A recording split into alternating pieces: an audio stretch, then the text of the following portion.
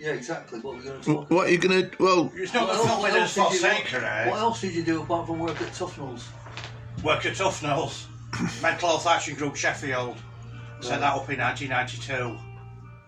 Right, yeah. So basically, you know, I've worked for distribution into mental health. Right. So yeah, it's a different kind of. I tell you what I could ask you about actually.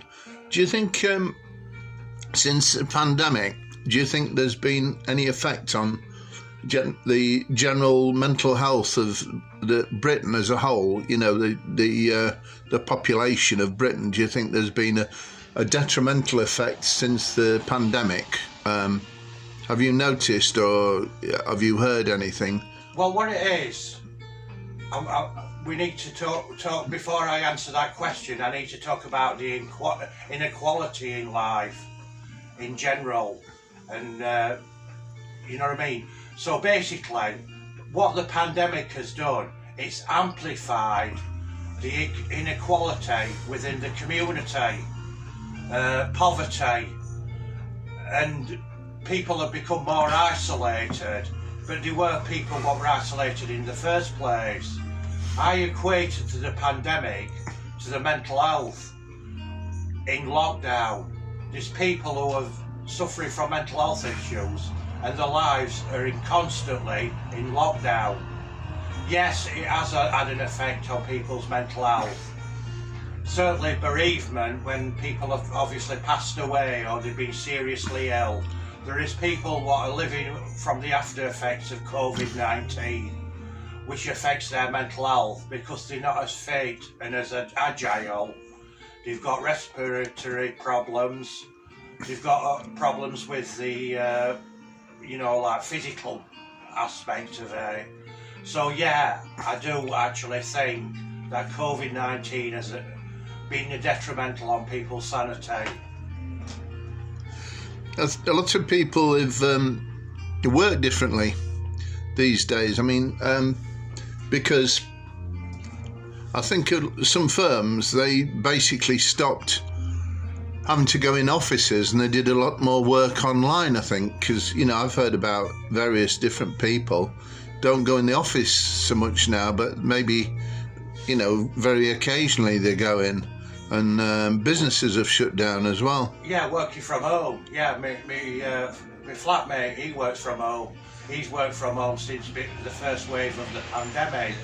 Before he used to either work in Wakefield, Northampton, Milton Keynes, and now he works from home.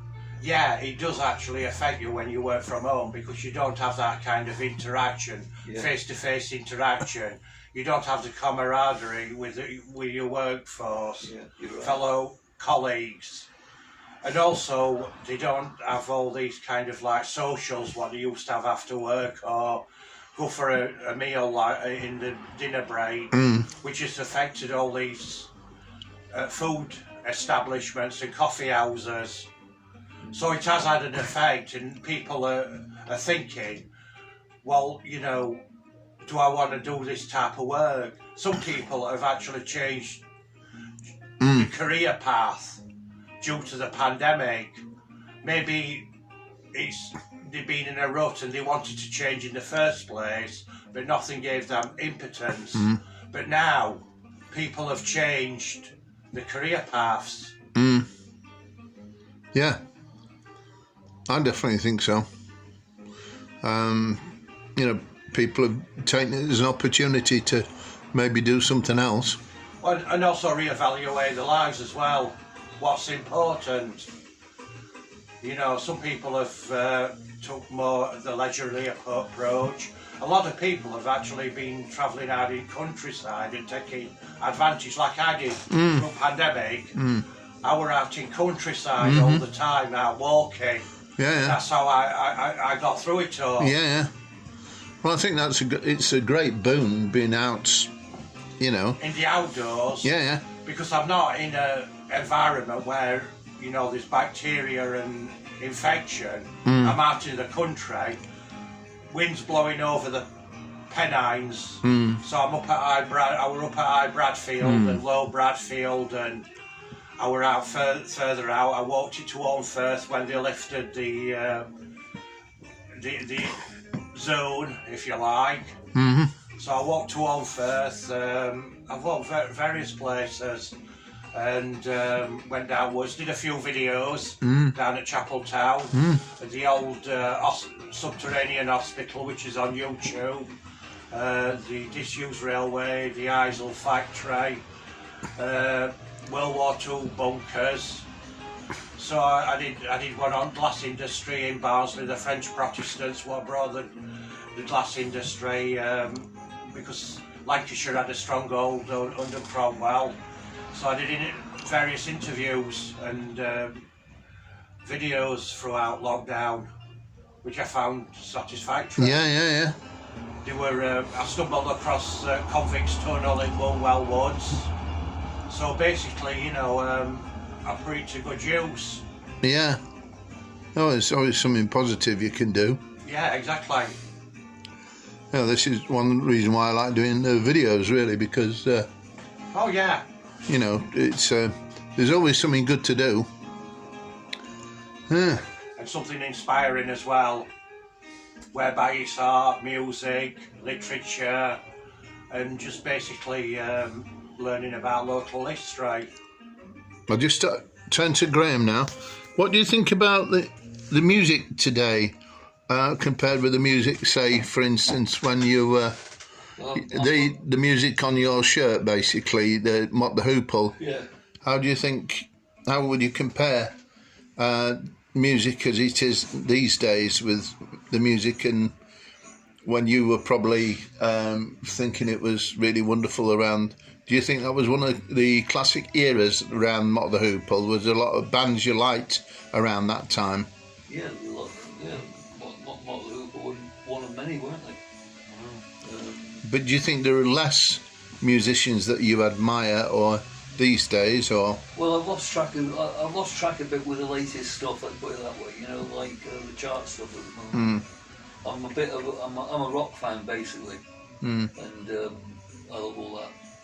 What do you think? Well, I echo what Graham said. You know, the fact is, like, when you piled in a van, like you did your apprenticeship, if you like, if you were a musician, going from clubs to clubs. These groups, what were established in the 1970s, started in the 1960s, and they're just getting an old battered in Bedford or whatever, go around clubs and that, doing covers. Later they recorded their own material. Rolling Stones were a cover band. A lot of them were Moody Blues. Beatles were cover bands. And what they did were, because they used the material, what they were doing, other artists were on the same venue. It got to the situation whereby all these songs, all the best songs, if you like, were already done, you see, so they had to do something obscure. So Lennon and McCartney and Jagger and Keith Richards, like, and Mick Jagger, turned around and said, well, we're going to have to start writing his own material. And that's how they came about, Lennon McCartney, Jagger Richards. And also, because they were poors, they were bringing all this obscure music to Liverpool and London and Newcastle. So you got the Animals in Newcastle. Yeah. They were a blues band.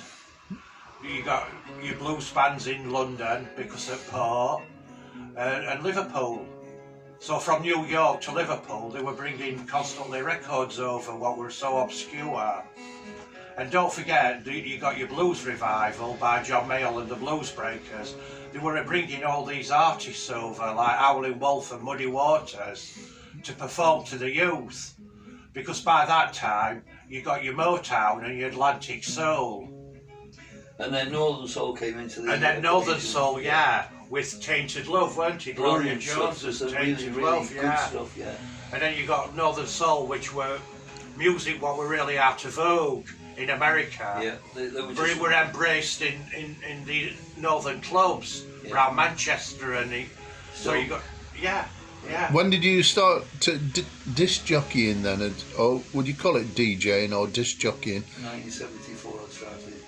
So, I mean, were there anyone else? Were there anyone else doing? And then my friend Richard, who when I first started DJing, right, I wasn't very confident about it, so I got hold of Richard, who was a friend to me mum and dad, and he was already running a disco in Sheffield, Steel City Sounds it was called, and we did weddings and your usual stuff, and then gradually got into a bit more club work, which was great.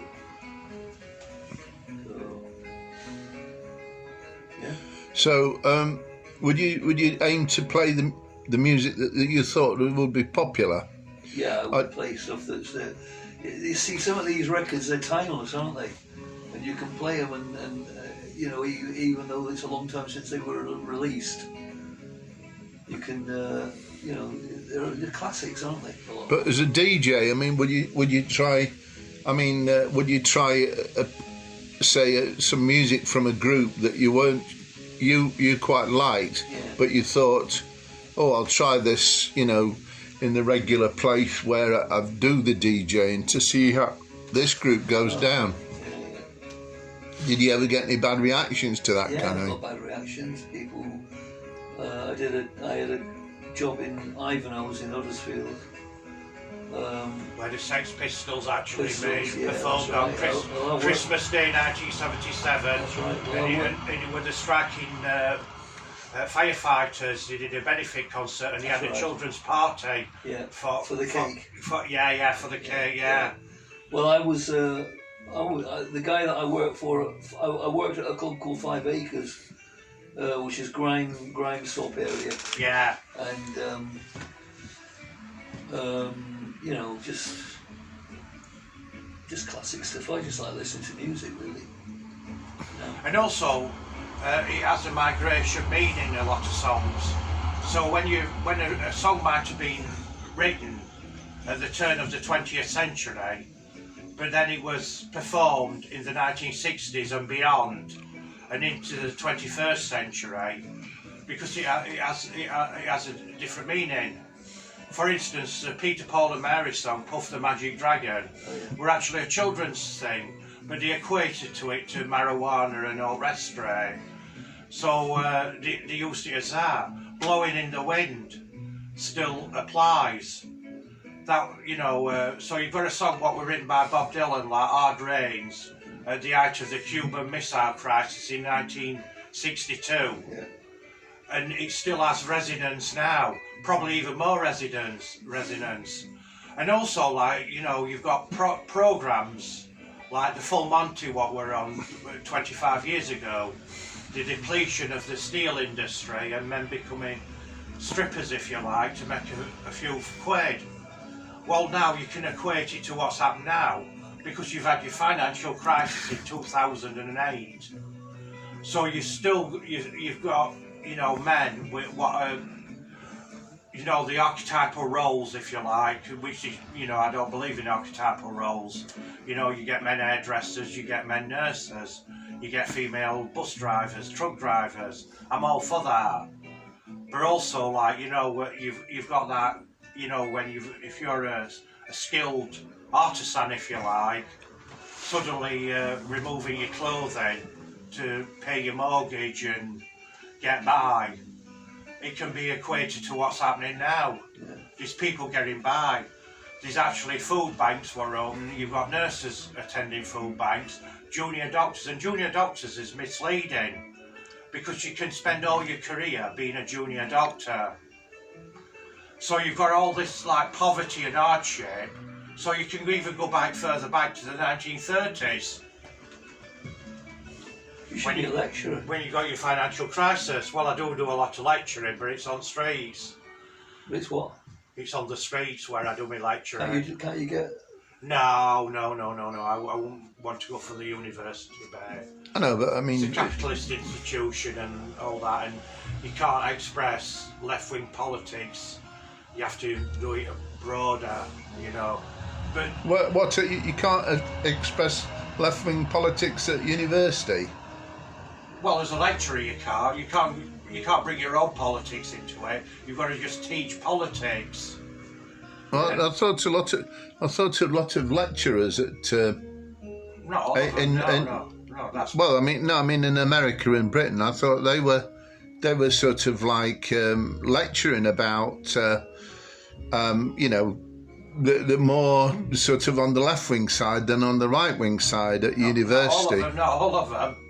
Well, I think there was quite frowned upon if you're an anarchist and you're a lecturer and you work into an institution like the Uni of Sheffield, you know, or Allen for that matter. So you have to be very careful. It's a tight line.